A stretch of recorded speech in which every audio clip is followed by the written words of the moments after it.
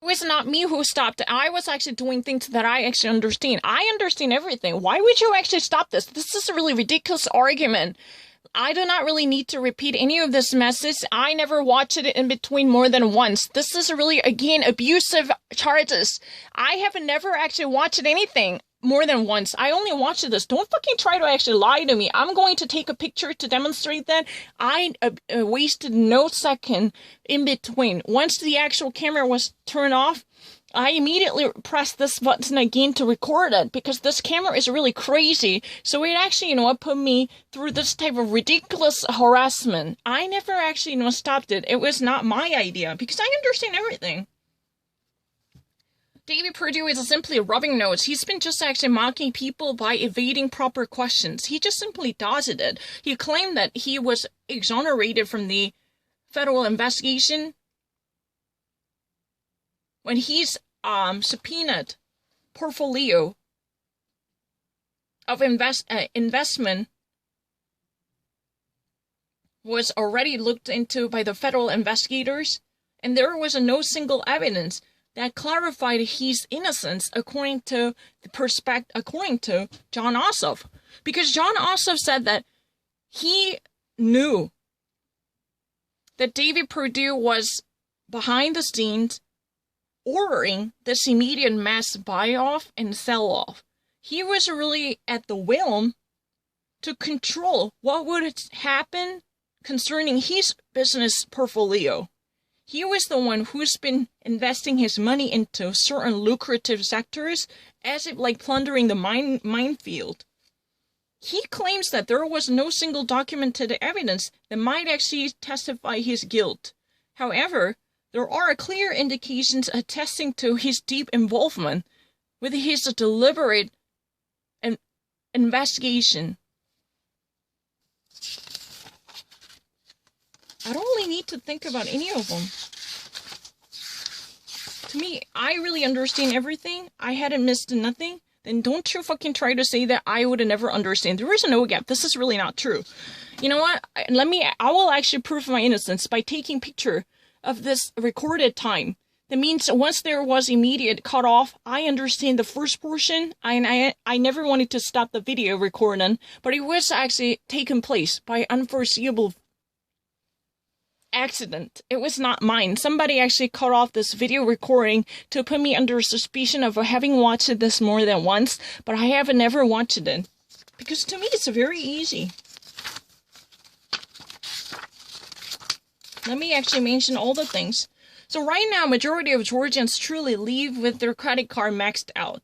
They always relied on more of loans, relying on the private institutions where they would actually take out more money from the refinancing sources because they cannot afford more premises or they cannot actually have more of a decent income, but they would actually already reach the 20 to 30 capacity. But this would also be overstretched. They actually leave well beyond the 20 to 30 percentile of a capacity that would normally be expected because they were always asking more money. If they cannot find the proper sources to take out loan or extend the credit, then they've been actually reaching far beyond. Just simply wanted to pay off the bill, relying on refinancing. There are credit cards that are maxed out. They have abused their different plastics. They can no longer rely on one single mortgage loan or any type of additional financing sources. So they take out money from different organizations. So they're normally the average. The capacity of the financing capability in the realm of a debt, that would already been taken up way beyond the average 20 to 30 percentile. Because this capacity is already estimated to be 20 to 30, but it's getting worse unless there is a stimulus bill. Because they cannot find any type of proper source of money that might empower their financial affordability. They cannot actually pay off any debt. then their debts are constantly piling up. That's a problem. I don't really need to think about any of them. But meanwhile, what's been so heinous is that David Perdue blocked in a stimulus package bill that would have at least meted out more than $1,200 or the minimum amount of $1,200 per each family household. This type of stimulus package bill was denied.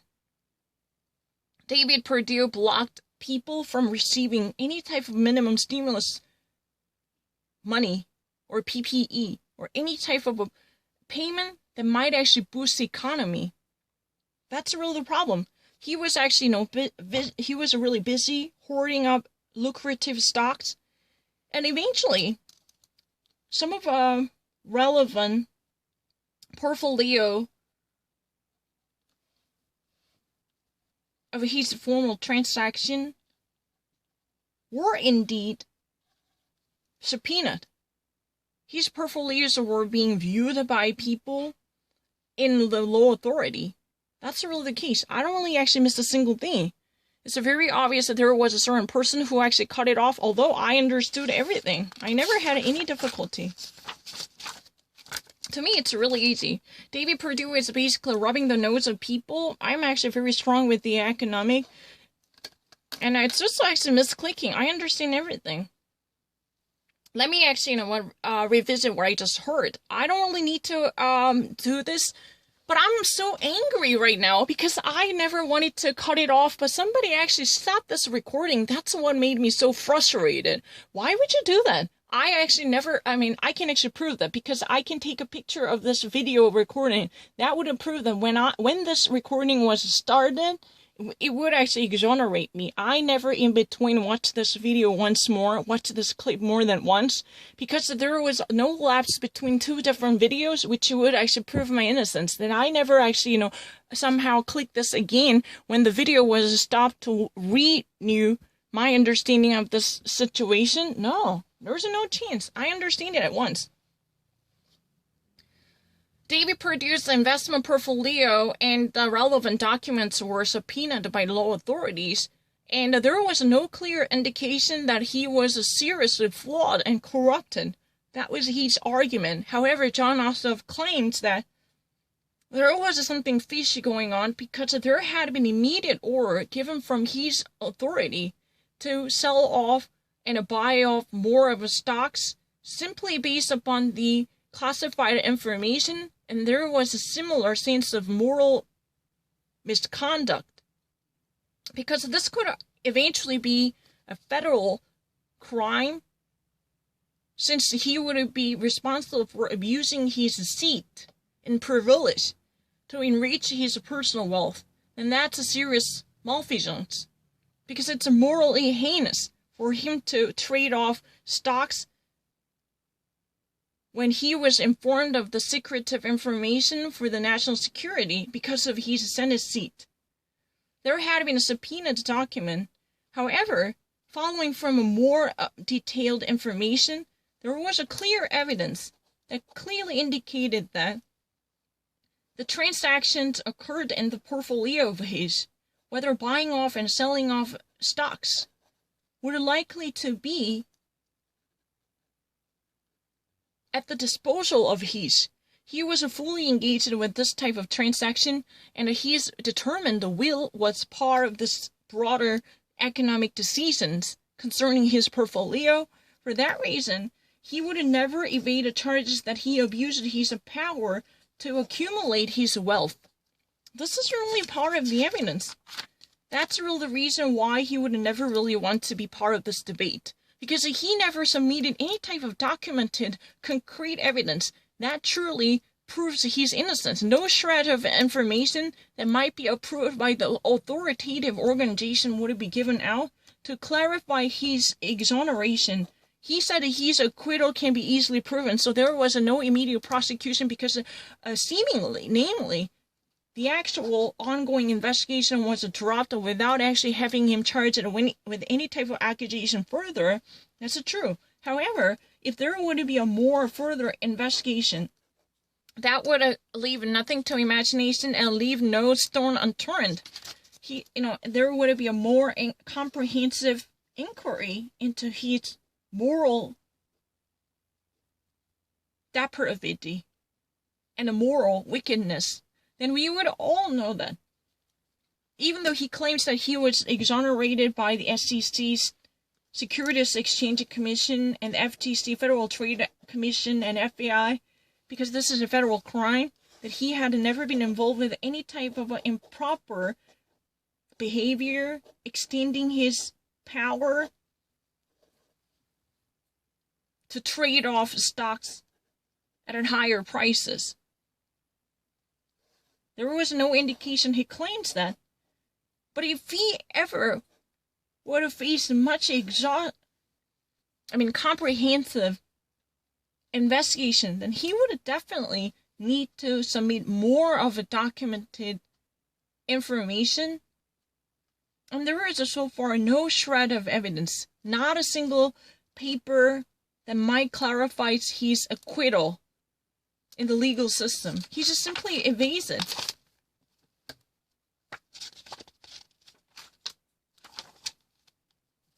So right now, when David Perdue is accumulating his wealth, the actual circumstances for people in Georgia would be worsened than ever before. Most of people max out their credit card. That means they reach the limits imposed on their credit card loans. They can no longer swipe their credit card because it would be declined. No more transaction would be available because they somehow maxed out. That means they already reached the limits imposed on the credit card lending. So no more transaction wouldn't be valid, and they would even actually pump out the money from mortgage loans. Their monetary liquidity already reached its 0 percentile. Because whatever type of a credit extension was done, they actually pumped more money into the market. However, there is no single household that might actually benefit from this, unless there is a stimulus bill that would pump immediate cash into the hands of everyday people. That means unless there is a disposable cash distributed to everyday households in the name of a stimulus bill or relief package, there is nothing that might actually help this economy. They already actually ran out of any type of mojos. The premises that are actually being burnt out, they already actually reached almost the maximized limit in terms of the capacity. The average premise limitation, the debt limitation, would it be well beyond the 20 to 30 percentile?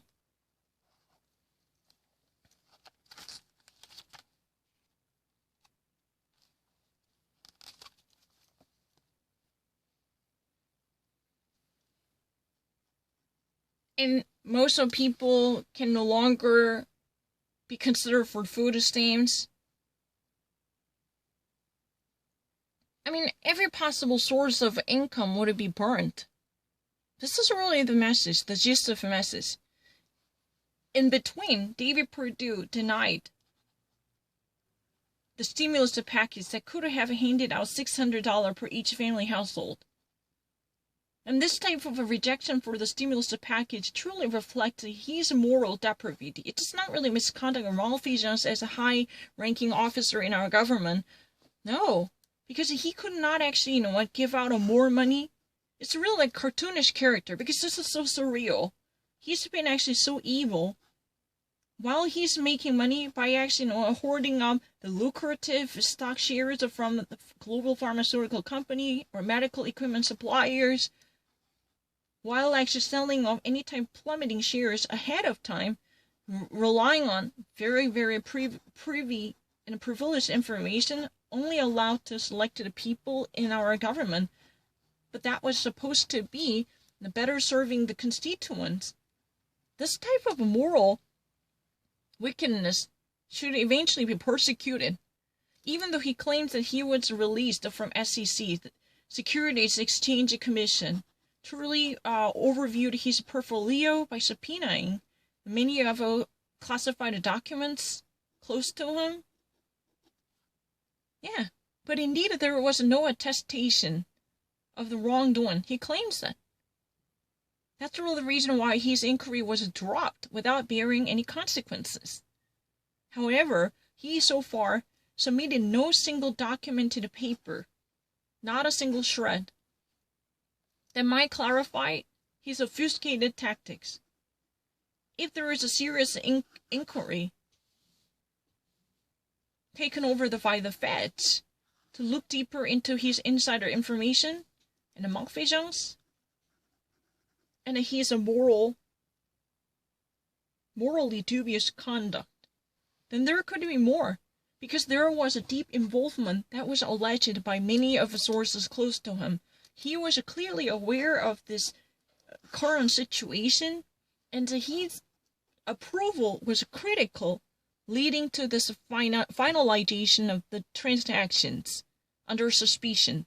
Although he claimed and he pretended that he had no idea about the circumstances, but there are clear evidences which were withheld from the authorities, clearly signifying that he actually put down his signature, and he was deeply involved with the finalization of this transaction.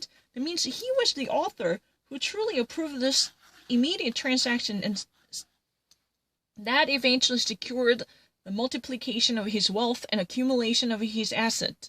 That's really the evidence that he's been corrupt and he's been guilty, and for that reason he's refusing to face this civil discourse, because the more he would have this kind of session with his opponents, who might really want to know what truly happened, and he would be afraid of being punished. And that's not the end of the story. He actually rejected many of the stimulus and relief bill in the Congress because of the political reason. That type of a destructive behavior would eventually ruin the domestic economy, because every household already reached their debt's limitation. If there is any type of sequestration bill in their household, they need to face this dire consequence, because they reached the very extremity when it comes to extending credit. They already had a credit card limitation fully fulfilled. They maxed out the credit card. That means you cannot actually use a single penny more from that credit card. No matter how many times you swiped it, the consequence would be equal. Declined, declined, declined. They even already burdened with the heavy late payment fees or penalties, because they cannot find any different sources to refinance their debts. That means that there will be no revolving. They already burned all the bridges they have, so they could be a no more pathway to transaction. Needless to say that they have no quick cash. If something happens, they have no dollar bills to pay off whatever imminent emergency. Their premises in the financial market, that already actually faced the very dire consequences. Because that had also been, the premises, these are really the very fundamentals, but they're already foreshadowing another calamity. That every possible economic indicator clearly clarified the drastic catastrophe that could ever be imagined, because there is no money. They had already actually taken out the money from the mortgage. That means their house would be already eaten up, so they would probably own less than the 70th percentile, or even in a series of cases less than 50th percentile of the houses, because most of them are already possessed by the banks to refinance their debts. In that way, they would pay off the bills. And the actual premises, and the debt financing proportion would be beyond the scope of a 20th percentile and 30th percentile. And this is getting worse and worse. And more debts are piling up. The actual ratio between the proper payoff and indebtedness will also be so gloomy. They cannot pay off their healthcare premiums because they have no more cash. They just simply abuse every other possibility to round up more of a pocket money, so there would be no disposable income, or there would be no discretionary income that would allow them to pay off in proper victuals or necessities in the life. So many people decide to drop out of the healthcare recoveries in the midst of pandemic crisis, or they decide to be burdened with the high interest rates, because otherwise they cannot find any single source to have a cash flow. In the midst of these circumstances, they refused to pass a bill in the Congress, which would